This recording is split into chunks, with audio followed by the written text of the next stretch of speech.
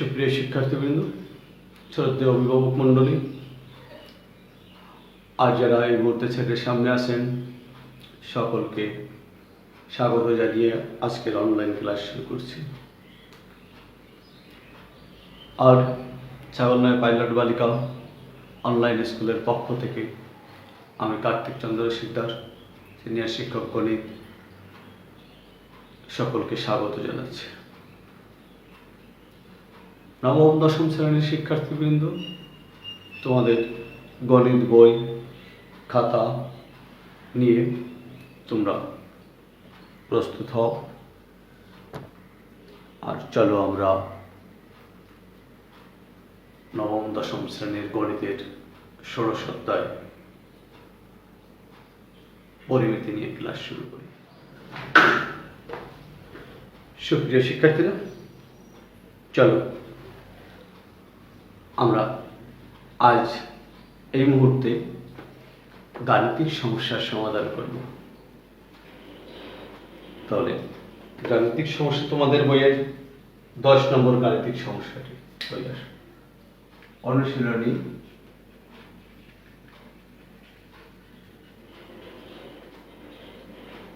16/4 10 নং প্রশ্নের সমাধান করব আমরা। সবার কাছে তো বই আছে, বই খোলো। আমি পাশাপাশি চিত্রটা এঁকেছি, দেখো। একটি আয়তাকার ঘনবস্তু 48 বর্গমিটার ভূমির উপর দণ্ডায়মান। এটা আয়তাকার ঘনবস্তু, দৈর্ঘ্য, প্রস্থ, উচ্চতা। আয়তাকার ঘনবস্তু 48 বর্গমিটার ভূমির উপর দণ্ডায়মান এবং এর উচ্চতা 3 মিটার। আর কর্ণটা কোথা দিয়ে যাবে? পৃষ্ঠতলের কর্ণ নয়, সরাসরি ঘনকের কর্ণ। হ্যাঁ, এই কর্ণটি হলো 13 আর উচ্চতা 3। তাহলে দৈর্ঘ্য a সমান x ধরি, প্রস্থ b সমান y ধরি, আর উচ্চতা c দেওয়া আছে 3 সেন্টিমিটার। আমাদের ভূমির ক্ষেত্রফল হবে AB, দ্যাট ইজ xy। এটা কি বর্গমিটার না?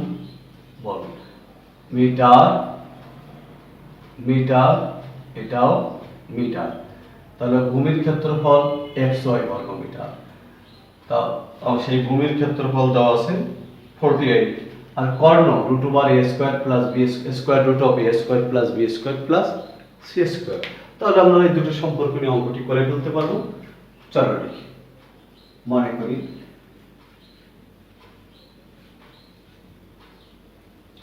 আয়তাকার ঘনবস্তুর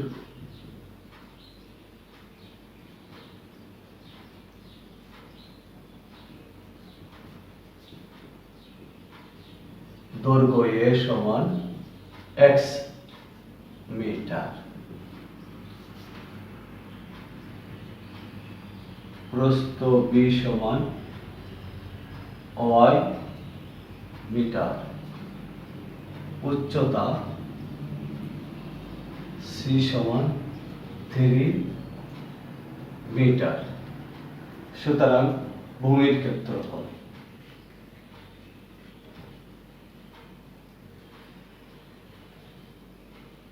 AB বর্গ একক সমান xy বর্গমিটার। কর্ণ সমান a²+b²c²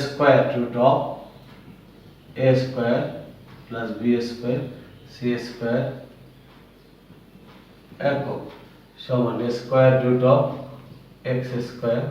+ y² 3² সমান a² +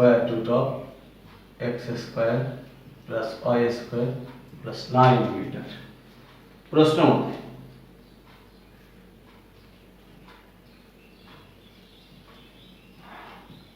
xy সমান কত দেওয়া আছে 48। এটা থাকলো একটা সমীকরণ এবং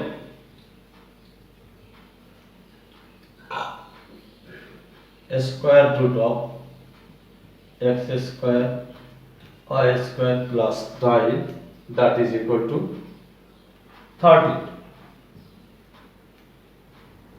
এই আরেকটা সমীকরণ অবশ্যই আমরা করব।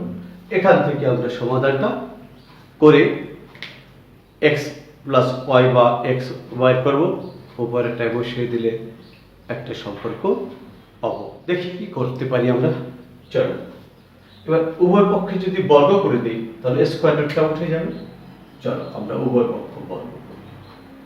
তাহলে square root of x square plus y square plus 9 whole square সমান 13 স্কয়ার রুট আর স্কয়ার বাদ গেল, কারণ এটা হাফ, হাফের সাথে 2 গুণ দিলে 1 হয়ে যায় 169। এবার দেখি 9 টা ডাইনে নিয়ে গেলে কি থাকবে আমাদের x square plus y square 169 minus 9। এটাকে লিখতে পারি x plus y whole square minus twice x y, আর এটা হয়ে যায় 160 বা x plus y whole square 2 x y সমান কত পেয়েছি আমরা 48 160 বা x plus y whole square সমান মাইনাস এটা হয় 96 48 দেব না 160 বা x plus y whole square সমান 160 প্লাস 96 সমান 256 সমান আমরা লিখতে পারি 16 স্কয়ার। তাহলে x প্লাস y সমান 16। এখানে মাইনাসটা আমরা পরিহার করেছি কারণ দৈর্ঘ্য প্রস্থের ক্ষেত্রে যোগফল কখনো ঋণাত্মক হতে পারে না।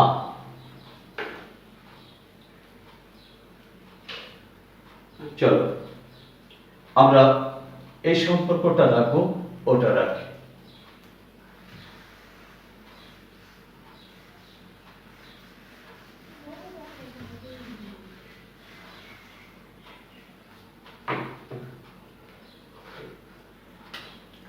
এখান থেকে যদি আর একটু দেখি আমরা কি করতে পারি x equal to 16 minus y, এটাকে সমীকরণ নম্বর আমরা 2 দিয়ে রাখি।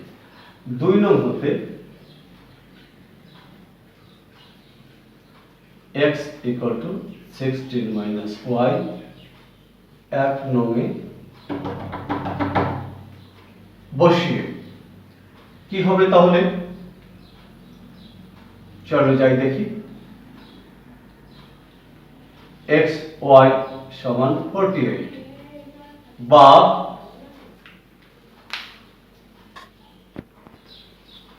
কি লিখতে পারি আমরা x এর পরিবর্তে 16 মাইনাস y কে লিখে দিই y ইকুয়াল টু 48 বা গুণ দিয়ে দেই 16y minus y square equal to 48 বা 0 বামে রেখে 48 minus 16y plus y square, minus চিহ্ন পরিহার করার জন্য ডাইনে নিয়েছি, এবার বামে আনো ইকুয়াল টু 0।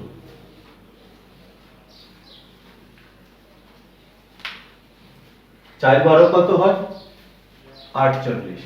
তাহলে আমরা পেয়ে গেলাম 12 আর 4 যোগ করলে 16 হয় y square minus 12y minus 4y plus 48 equal to 0 বা y ইনটু y মাইনাস 12 থাকে দেখো, আর এখান থেকে 4 কমন নিলে প্লাসে মাইনাসে মাইনাস 4 12 48। তাহলে y মাইনাস 12 কমন চলে আসলো, আর এখানে থাকলো y, এখানে 4 থাকা মানে ভাগ দেওয়া, ভাগ দিলে, সুতরাং আমরা লিখতে পারি y মাইনাস 12 ইকুয়াল টু 0 বা y equal to 12 অথবা y minus 4 equal to 0 বা y equal to 4। তাহলে প্রস্থ কত বা কত হতে পারে?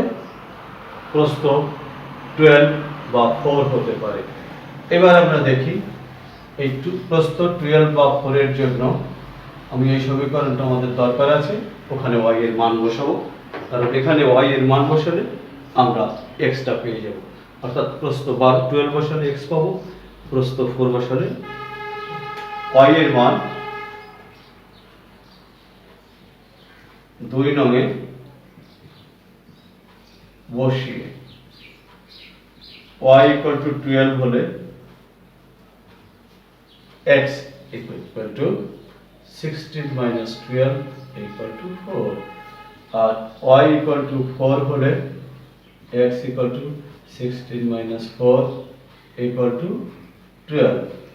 তাহলে আমরা লিখতে পারি কিন্তু দৈর্ঘ্য প্রস্থ অপেক্ষা বড়। সুতরাং এখানে দেখা যায় দৈর্ঘ্য যদি 4 হয় 4 হয় প্রস্থ হবে 12, আর দৈর্ঘ্য যদি 12 হয় প্রস্থ হবে 4, কিন্তু দৈর্ঘ্য প্রস্থ অপেক্ষা বড়, তাহলে এটা গ্রহণযোগ্য নয়। তাহলে গ্রহণযোগ্য হবে পরেরটা, দৈর্ঘ্য 12 মিটার আর প্রস্থ 4 মিটার। আমাদের বলা হয়েছিল দৈর্ঘ্য প্রস্থ নির্ণয় করো, তাহলে আমরা সেটা করতে পেরেছি। প্রিয় শিক্ষার্থীবৃন্দ, চলো একটি বাড়ির কাজ করবে এর আলোকে।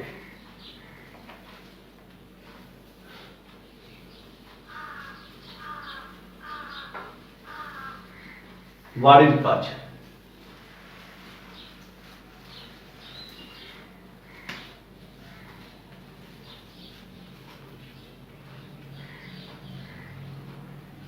অনুশীলনী 16 11 নং সমাধান তোমরা বাড়িতে করবে।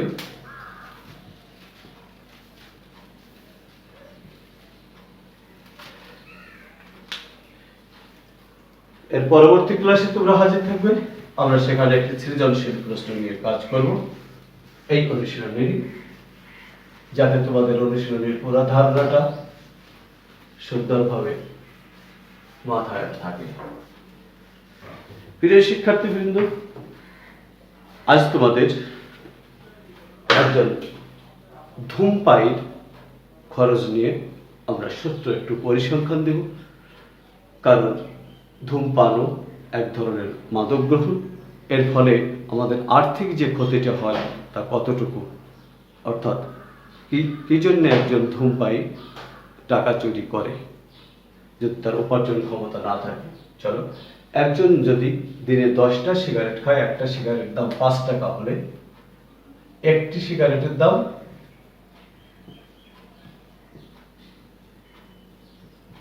আমি দামি সিগারেট ধরলাম না 5 টাকা, তাহলে 10টি সিগারেটের দাম কত? 5 গুণ 10 50 টাকা। এটা দৈনিক খাচ্ছে, দিনে 50 টাকা হিসাবে মাসে কত খাবে? মাসে খরচ 50 গুণ 30 1500 টাকা। বছরে 1500 গুণ 12, 5 12 60, 12 6 18, 18,000 টাকা খরচ করে বছরে। বছরে 18,000 টাকা খরচ করে। তাহলে 10 বছর খাইলে কত? 10 বছরে 1,80,000 টাকা। এভাবে যদি সে জীবনভর খাইতে থাকে তাহলে কত টাকা ধ্বংস করবে? এই টাকাটা যদি থাকতো তাহলে একজন পিতা হলে তার সন্তানের উপকার হতো, আর একটা উঠতি যুবক হলে তার ভবিষ্যতের সহায়ক হতো। তাহলে আসলে আমরা সবাই ধূমপান বর্জন করি। লোকবাদ থেকে বিরত থাকবে। সকলকে ধন্যবাদ জানিয়ে আজকের ক্লাস শেষ করলাম।